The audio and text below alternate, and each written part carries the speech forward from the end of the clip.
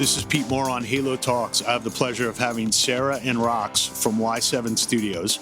If you have not heard of Y7, you've been living under a rock in New York City for the last couple of years. So welcome to the show. Thank you. Thank you for having us. Awesome. So a good way to start off the morning here. Let's talk about why you started this company, Sarah, and why the DNA of this business is so powerful for all of your clients and why there's a buzz about Y7. Yeah. So I it's a little contradictory, but I actually hated yoga.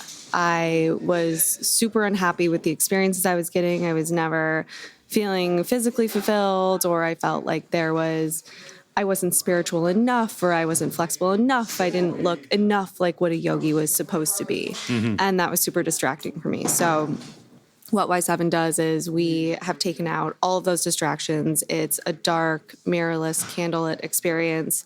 We focus a lot on music, and we've really made it about the clients. So there is no celebrity instructor world at Y7. Mm-hmm. It's very much respectful of the fact that people are spending not only their money, but their time with us.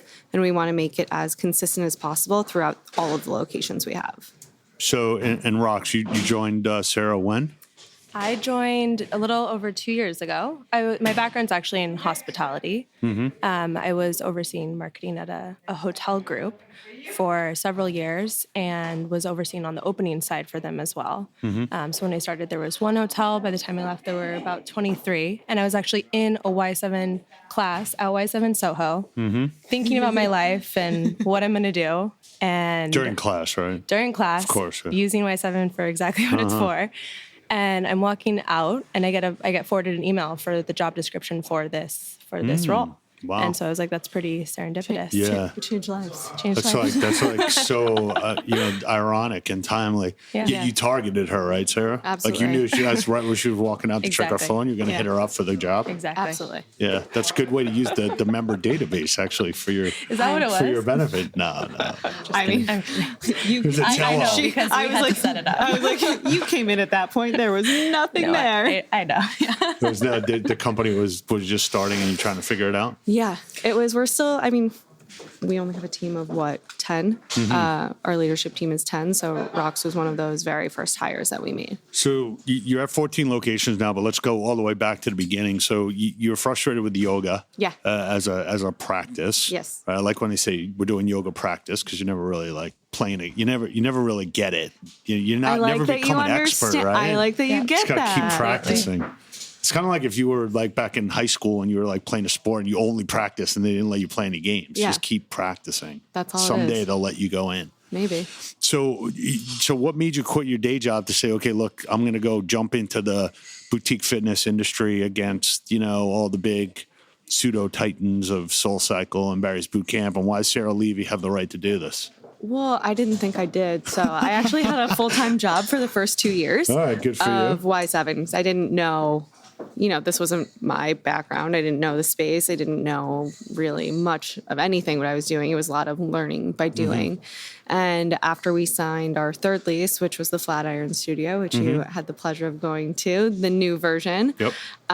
That was the first full lease I signed where I was responsible for the cleaning staff, the garbage, figuring out all of that. Every other space we were in was kind of a community space or, a pop-up sublet space. Mm-hmm. So that stuff was all taken care of for us. So it became really apparent after opening that studio that if this was going to go anywhere, I had to quit my job. And so I did. And why is it called Y7? Where does that come from? There's no real thing behind it. The Y's, come on, make something. Rox, give me a story on this. The Y just stands for yoga. Why Y7? And the 7 stands for the 7 chakras. That's it. Oh, that's it? Yeah. Okay, all right. At least got it. That's good enough. Yeah. Right? It works. Yeah, and it makes it's a brand. sense. Yeah. Yeah. Well, now that you tell me, it makes sense. Before I wanted to ask that question, so now I got that off my chest, and I feel much better. Okay, good. So, you take the leap. You go to 23rd Street, not the most inexpensive place to open up a studio or sign a personal guarantee on a lease, or bring in investors for that. How much of it did you then say, all right, I'm going to do this now, and I'm starting to think about the economics, the revenue per square foot, the revenue per member, what kind of, as you kind of jumped over the chasm a little and said, okay, now I'm an operator and this is my full-time job. How much did you kind of arm yourself with like data versus saying like, look, I know what people want. I'm just going to keep doing that. It was a little bit of both.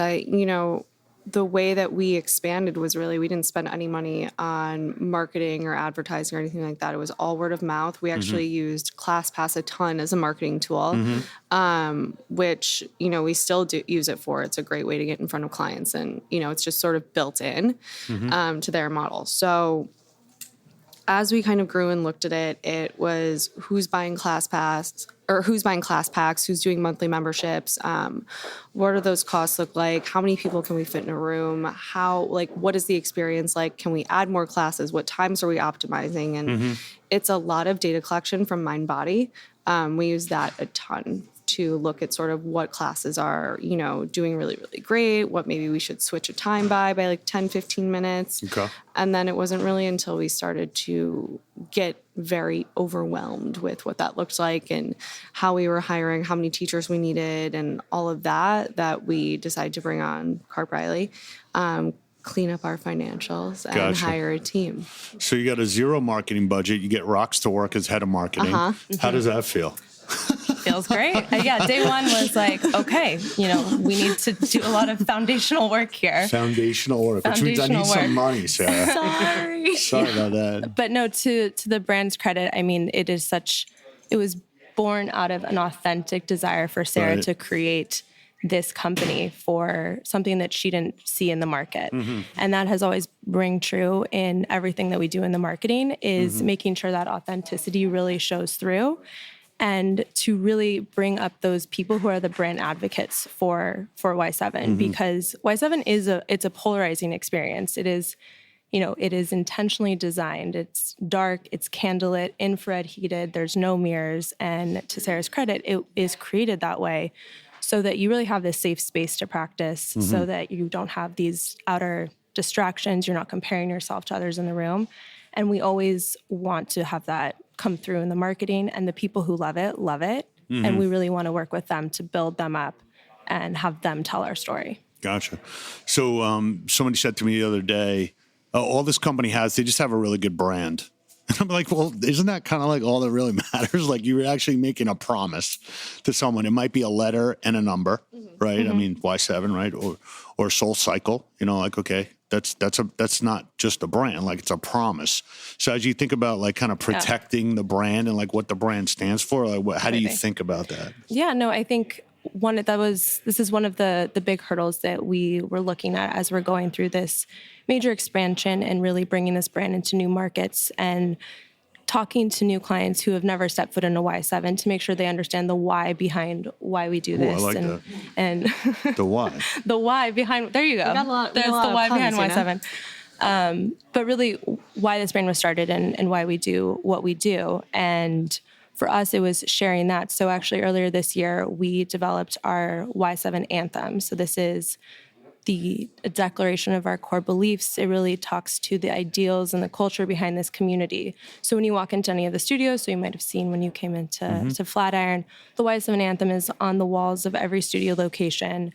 We put this out with a video that really it showcased all authentic people who are clients and employees of Y7 who truly love this brand, and really explain what we do and why we do it, and showcase that community in an authentic way, rather than just, okay, here's another yoga studio coming into this city and, they have a cool brand and it's edgy. So kind of like what this person said to you, but really talking more about the depth behind it and how this was started. Gotcha. So Sarah, how do you interact with Rox when it comes to, batting back and forth ideas, or basically, allowing her to run with the marketing, or just give us a little bit of the inner workings of. How does that work? Because I think a lot of founders that I've worked with, and even in my own company, I've got a very strong opinion about what things look like, what the messaging is, what the font is. So maybe just talk about like how you've kind of said, okay, look, I've got really smart people around me and I'm going to empower them. But at the same time, like, there's a DNA of what I created, and like, you gotta respect like some boundaries around that. Well, I will say this. Here's the one thing that I am very good at. I'm really good at knowing what I don't know. Good. So my whole team is experts in really what they do. And We talk a lot about what the brand means, what the experience is, and there's different iterations of what that looks like. That can look like something different to each person. It can look like, the class in the studio can look like a place for someone to completely turn off. It can be a place for someone to turn on all their feelings and have a really emotional and experience in there. So protecting that and understanding that each experience is going to be different depending on the person is really at the core of what we do with our marketing. So it's really making it what the client wants. It's what we've done from the design of the studio. You walk in, everything is super clean. It's super minimal. There are no images or symbols or anything where you might walk in and immediately be like, oh, I don't know what that means. So I already feel kind of excluded of what this could be. Gotcha. And I think I do. I don't think I micromanage. No, really to Sarah's credit. And I think for marketing, but really for all the departments, she is so great as a leader in letting us all own our individual departments, leading us there. We all have our strategic goals. We know what we need to do. We're all really aligned on this overarching initiative to grow this brand, but she really empowers each of us to, and by each of us, I mean each of us because there's one person in every department. Okay. to individually own our groups and grow this team together. I think it's also important to note that everyone who works for us is also a true Y7 client. And that is the key thing. It makes my job much easier. I'm marketing to myself. Sure. So, Right. It's been, I don't think not a single person who we have hired hadn't been to a Y7 class. Right. Everyone been like, hey, I've been coming here for years, saw the job posting. Right. So That it's been helps. really nice that everyone also understands and we're drawn to work at the company for, reasons that it was started. So most of the brands that come up and have new concepts, typically it's an instructor Right. who used to work somewhere else and is kind of taking their show on the road. So it says that you're basically never teach a class. No. So who actually curated the programming, or how did you curate that and then kind of taught everyone how to do it? That's really how it started. It really started with the repetition. It's what I was craving in a class. I would get really stoked, in a yoga class, they'd, tell you to do something on the right side, you do it. I was kind of figuring it out. And on the left side I did, and I was like, okay, I get it now. I can't wait to do it again. Right. Nope. I was like, wait, but I can do this now. So can we do it again kind of thing? So the repetition and the 3 flows and the 1 breath, 1 movement, it's really designed to take you to this peak in class. So you are getting this workout. You are feeling this intensity of the movement and, you're constantly working on something within your body. So I thought that was really important because I always felt myself sort of drifting in yoga classes and not really paying attention, and having that constant movement, I think, is really a benefit. From taking a ton of yoga classes, knowing what I did want and what I didn't want kind of informed how we wanted to structure the class. And, we're fortunate that we have really open-minded teachers who are willing to go with us on this journey. And, now we have this really incredible team of teachers who are a teaching support team who hire, train, audition, manage these teachers. We're constantly going to classes. Every instructor at Y7 gets taken at least once a quarter and spends an hour with one of our senior teachers getting feedback and making sure they're staying, on brand. The music is on brand, the sequencing is on brand, and that everything is super consistent. Gotcha. And it has been consistently like that since the day you started Y7, that how the room is structured, the experience when you walk in the door, and the format of the class. And, to, again, go back to ignoring kind of the noise and the comments from other people of, okay, why it's too hot, or the music's too loud, or why is it so dark in here? It's like, that's what the class is. And that's why it was created this way. And even the format of the class has never changed. So in some of the classes that I go to, not Y7, but in some of the classes, I'm always focused on the instructor, and I'm trying to basically follow a specific instructor around. How have you kind of managed through, we've got these rock star instructors at the same time, basically why you come into Y7, you're not necessarily coming to a class, because of an instructor, but there's kind of a healthy balance between the two, because I think it's really important from a standpoint of understanding your brand, understanding these are your members. And they're not members of the instructor, kind of like at a hair salon, the salonist leaves better find somebody else to fill that seat because you just lost most of your clients. So how do you think about that? And at the same time, obviously you got a great core base and you want them to know that you adore them and that you appreciate them and you want them to grow. It's an interesting thing because it was a choice that, I made in the beginning. So our instructors never have to compete with me. There's never, a special event class or something where there's a lot of press that I'm doing that I would take from them. Gotcha. We always distribute it equally. We give everyone an opportunity to have, teach those classes. We just taught a class at, for Bustle. For Bustle. Yeah, with Lizzo performed later that day, and our instructors got to teach to over 100 people. It was really incredible, and that's something I will never do because the studio is not necessarily about me. Right. So by not making it about myself and making it solely about the clients and the experience, it's really trickled down to the effect that that's what we're doing. We're giving everyone a chance to really shine and to play their part and to do what they want to do. And we have a lot of opportunity in terms of, doing more as a teacher within our team. So there's workshops, there's the continuing education team, which does a lot of our modules, which is a whole separate part of the business. There's leading retreats, there's teaching these special event classes. So there's a lot that we do in terms to empower them and, make them feel that they are making a difference. Gotcha. And these classes they're accessible in a way to really for people to come in at any level. And so the class is, again, a consistent experience no matter what teacher you're coming to. You're really going to get the same experience every single time, independent of the teachers who are there. And that's how you scale, right? Yeah. I can't scale with 2-3 incredible instructors. I'm going to burn them out. Right. And that happens then. We actually cap the number of classes that our teachers are allowed to teach per week because I've seen them get burnt out. And I've seen them deliver not so great classes, not because they don't care, but because they're exhausted and they can't do anymore. They're in this heated room. They're talking a lot. When you're talking at people for an hour, that's a lot. Yeah. So it's, it's something we've been really, really conscious of. It's really an opposite mentality to a lot of studios. And that's what gives it such longevity, I think. There was a second class I went to one time.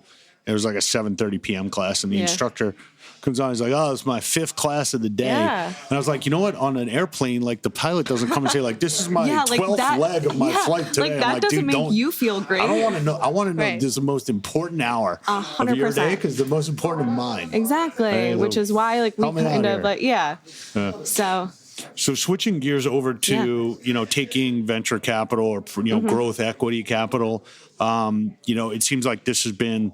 You found a frustration that you had personally, turned it into a business, and then you're kind of taking the leap and saying, okay, now I've got 100% autonomy. Now I'm bringing in an investor that has their own, they want to make money. They also want to grow an awesome company, and they want to be able to say, hey, I was an investor in Y7, and that becomes almost like a calling card for them in a consumer market. So how did that process work, and how'd you get comfortable with that? And we're friends with the KarpReilly guys and Billy Logan. So, let's just get it out there. Yeah, no, it was actually, I love kind of, the story of us and KarpReilly. So one of the associates that was working there at the time, his girlfriend is now his wife, teaches for us. Oh, wow. And, we were getting ready to open the Upper East Side location. So we had sent an email out to all the teachers being like, hey, double studios, new class on the schedule, send in your availability so we can put you on if it fits. And Courtney, wrote me an email and was like, hey, I don't know if you'd be interested, but my boyfriend works at this private equity firm, and I don't know if you've ever thought about taking on capital, but would you be interested in an introduction? And the answer was yes.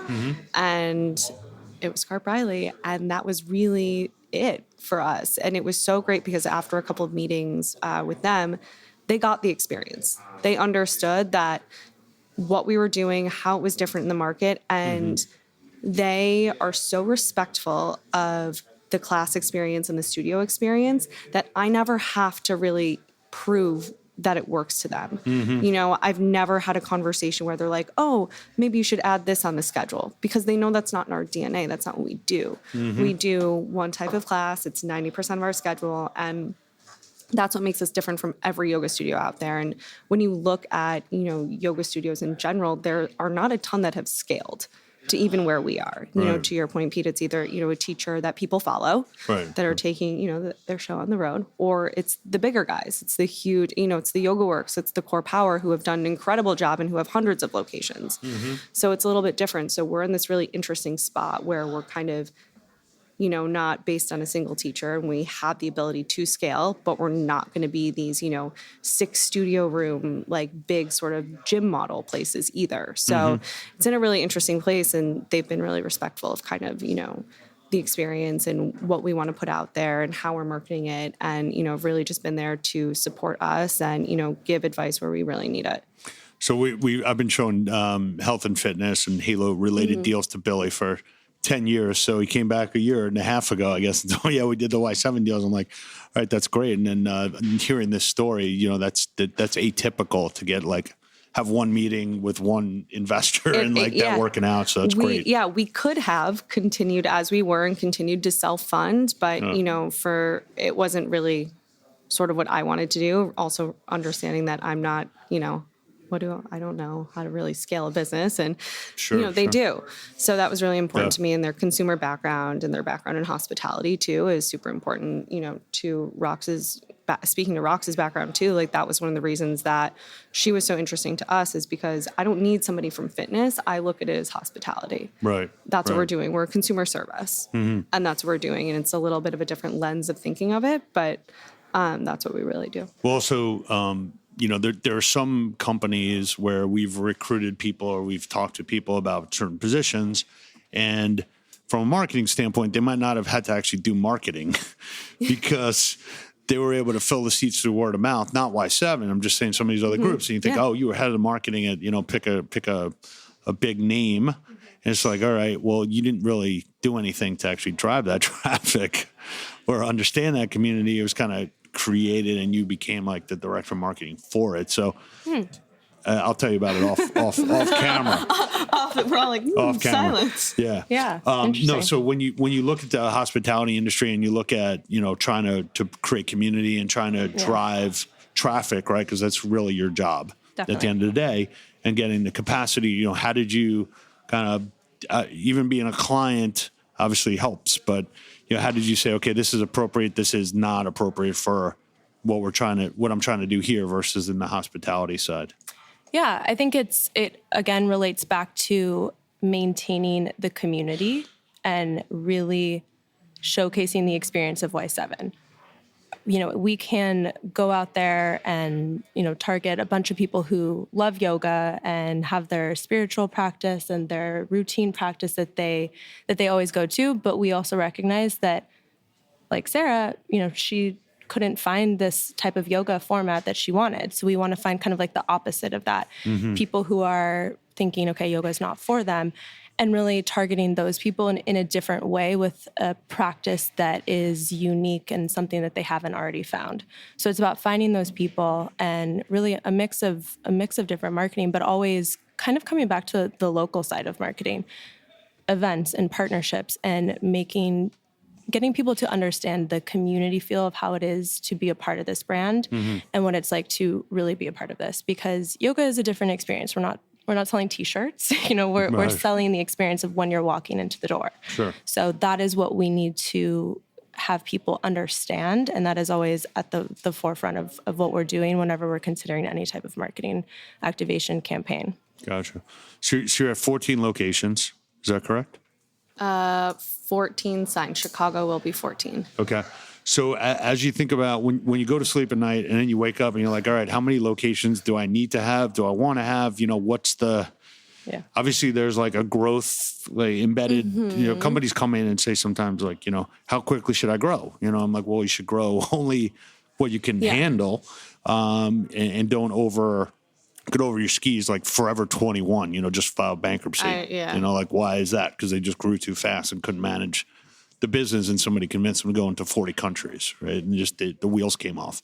So I guess the question for you is, what's obviously you want to get more and more people to have this experience, and that's kind of your guiding light, if you will. I want to teach people how and have them experience how I feel which is better than before. Right. So how do you think about when somebody says to you, okay, when are you going to get to 50 locations, or when are you going to get to 100? How do you think about like, all right, this is what I want to do today. This is what I want to do over the next 12 months. And like, let's just see what happens like later on. Yeah, I mean, I'm not thinking really in terms of the number of locations. I look at it more in terms of market. So when I'm thinking about expansion, it's, looking at what we have in New York, looking at what we have in LA. We're going into Chicago early 2020. And what does that look like for me? So I know that I can have, 5 to 8 in Chicago. No problem, just because of the density and the way the city's laid out. Sure. And then I can think about, as soon as I sort of get, a flag planted there, I want to do, Philly and DC and cities that, I know that my East Coast team can handle. And I can send members from my team out there quickly for 2 days a day to sort of scout, train, whatever that looks like. And I know that this team that I have in New York can handle that. So for me, it's building out the team and understanding sort of what the personnel needs are for that market, and not getting, wherever new market I go into, the cost is going to be the same. So for me, if I go into Chicago or I go into DC, that opening cost is going to be the same. Right. Because I'm going to spend the same amount of marketing dollars, the same amount making sure I have a double studio model and it's this, really great flagship. So where am I going to get the most of that money? Like, where am I going to get the most for that money? Gotcha, And I know right gotcha. now, like, that for me is Chicago, because I know I can have a certain amount of studios there, whereas I can utilize my East Coast team for some East Coast cities. Gotcha. So what are some of the things that people hear you say, or like, what's your favorite quote? Both of you. Are there any quotes that come out all the time? I already know, Sarah. Well, this is the one thing I repeat, and we always laugh because I try not to read questions before, so I don't sound the same in every single podcast or interview I do. Oh, okay. But the one thing that I always come back to is what one of my teachers said to me when I was endlessly complaining to her over cocktails and just about things that I had no control over. She looked at me and she was like, well, my teacher said to me one day, it's like this now. And basically you can only move forward with the information you have now.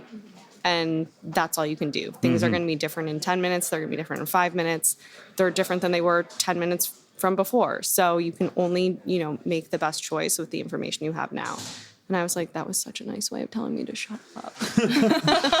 Yeah, I tell people sometimes, lose your rear view mirror, because you can't change any of that. Just keep going forward. Yeah, it is. Yeah. So. And Rox? Ooh. I'm going to steal one of Sarah's that she always says, which is, I know, right? But, we always joke that we do the most with the least. And I think that's so true. I mean, this team is a really lean one, but we all really have this profound respect for each other and build each other up. And we do the most with the least. Like, we are on this expansion plan, and it's not stopping. And Sorry. Sorry about that. Great. So as you give people advice, what would you tell entrepreneurs that are, coming up with their own idea? What would you tell them?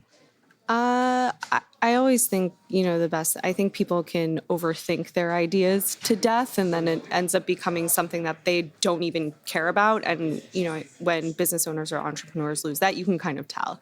Right. And it doesn't have that same heart. They don't have the same way of talking about it or, wanting to move forward with it. And I think the best thing to do is just to kind of start now and see where it goes from there. You can always pivot. You can always take a break. You can always do all these other things. And just if you start now, you'll know if you're on the right path or if you need to make changes. You can't wait for that. And I think you can't start out with the intent of making money and going up against these other competitors and looking at it that way, or even to appeal to everyone. You really need to narrow your focus, start from where you see the white space, and really focus on, okay, who is this target, and really build up those people, because those are the people that are going to spread the message for you. Great. So in closing, thank you for being on the show. Thank you for having us. Let's start now. Let's hit a Y7 class. Yeah. You guys ready? Do it your way. Do Ready. it Sarah's way. And Rox will Let's back go. it up and make sure everyone else shows up. I'll be there. Done. Perfect. All right. See you in Thank you. Chicago. Great. Awesome. Thank Thanks you for so being on. much. Thank you. All right.